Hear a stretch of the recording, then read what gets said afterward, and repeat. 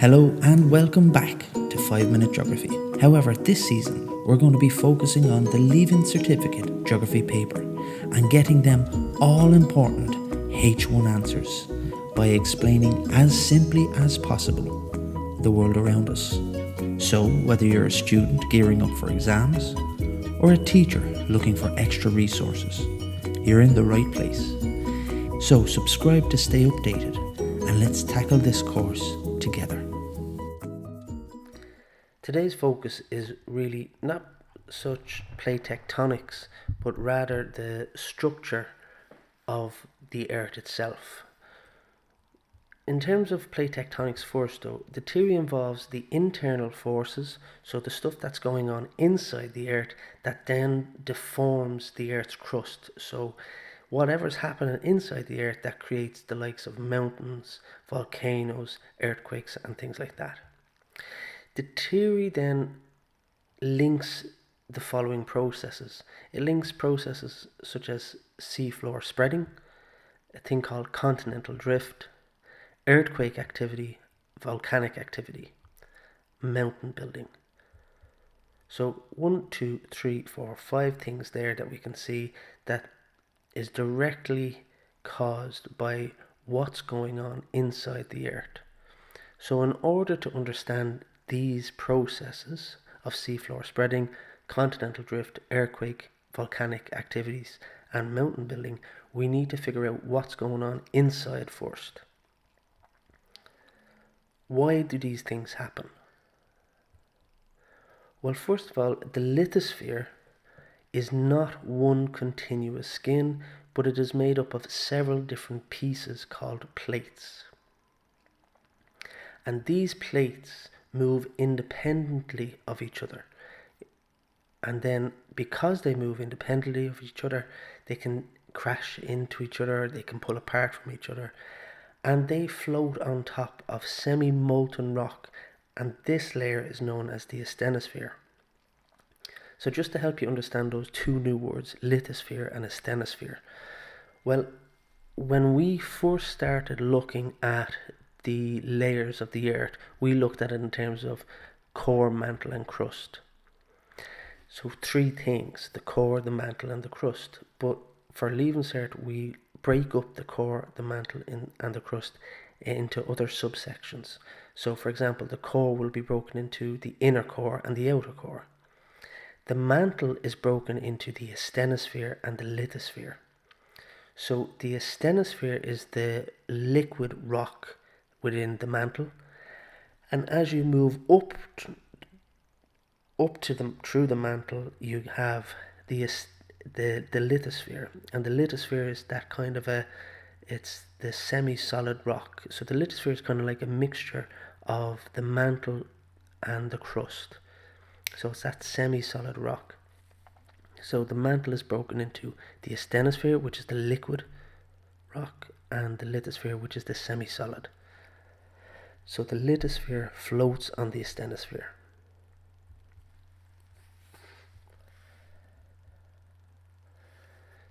So now we understand why there's movement. So the plates move independently of each other. The plates lie on the lithosphere and are different sections of the lithosphere and move independently of each other, and the lithosphere floats on top of the asthenosphere.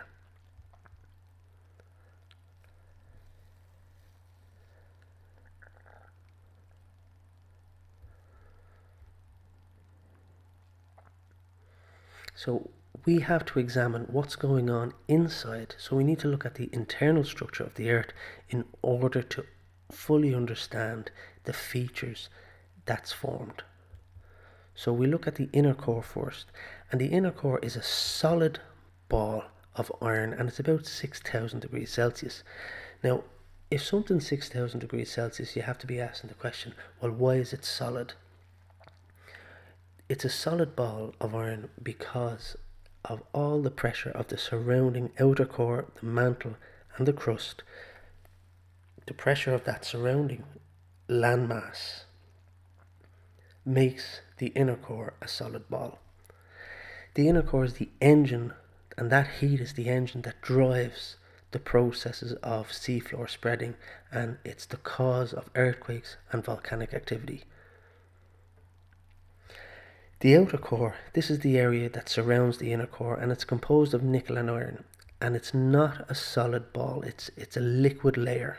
So this is where you're going to, it's a liquid layer, it's not a solid layer. The mantle, as we said, is broken into two parts, the lithosphere and the asthenosphere.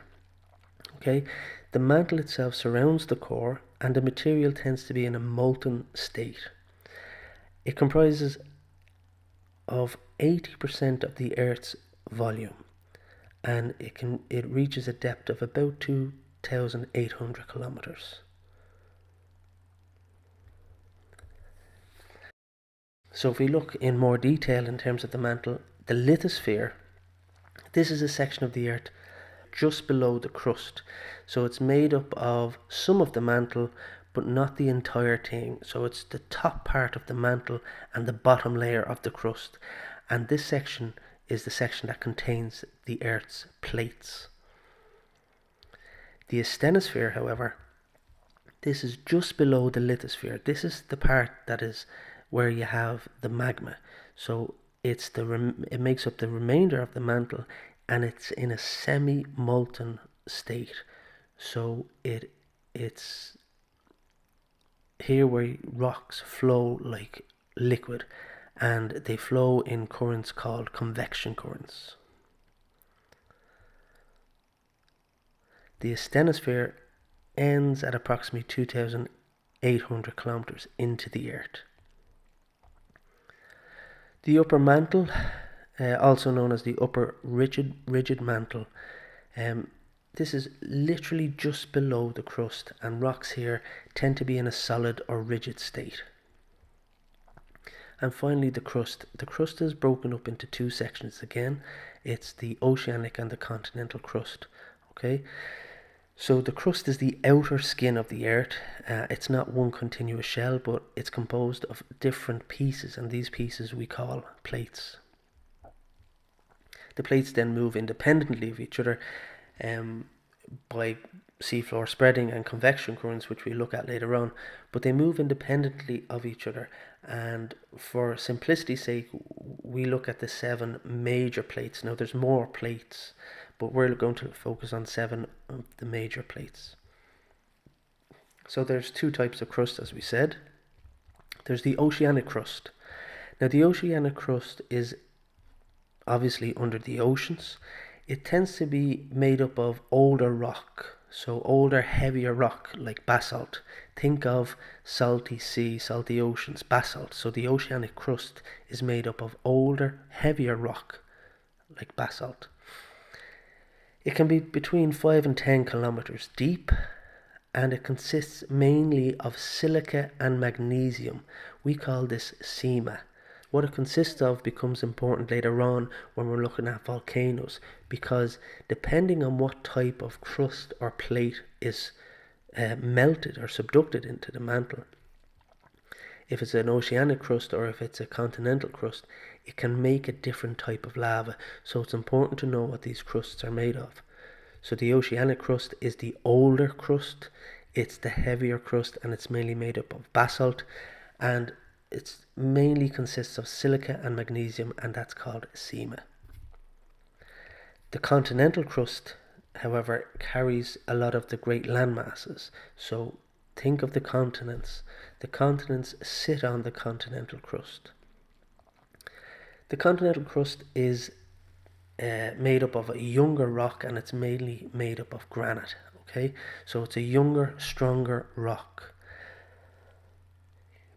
It can be between 30 and 60 kilometers deep, and it is composed mainly of silica and aluminium, and we call this seal. So SEMA for the oceanic crust, which is basalt. The continental crust is granite, and it's seal, silica and aluminium. So if you're looking at this diagram here, you can see how we break it up. So just go back for a second. The core we broke into the outer core and the inner core. The mantle we then broke into the asthenosphere and the lithosphere. The further away from the core we get, the magma starts to turn back into rock because it's further away from the heat.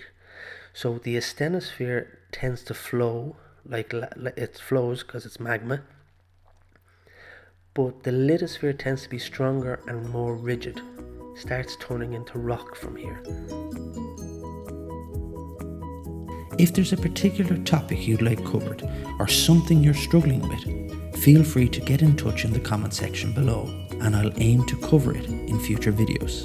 So subscribe to stay updated and let's tackle this course together.